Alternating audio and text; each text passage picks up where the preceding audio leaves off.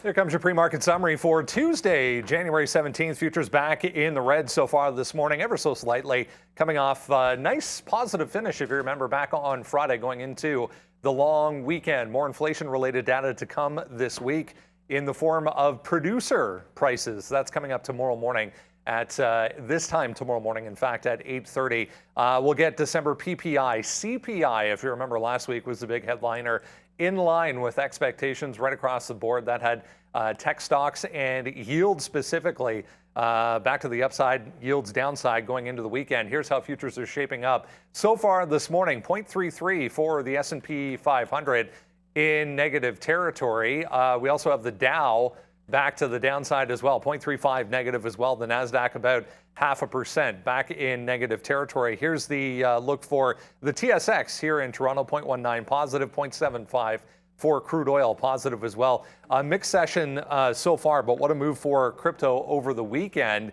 Bitcoin and Ethereum up 7.5% and 10% right across the board. We're back above 20,000 once again, and then some for Bitcoin. Here's the SPY. That's how we ended back on Friday. We are chopping around near the top end of the range, but this most recent curl back to the upside looking to continue. We got discouraging GDP data out of China this morning, earnings from Goldman and MS that we'll go over as well. As I mentioned, big rally over the weekend for cryptocurrencies. That has all of these, all of the crypto-related stocks in positive territory this morning, putting in a nice move higher. We'll have a look at those. Chinese ADRs, for the most part, downside. Alibaba with its own catalyst this morning in the form of Ryan Cohen taking a position in Alibaba. So we'll talk about Baba separately, but GDP data, Q4 GDP data out of China, missing estimates.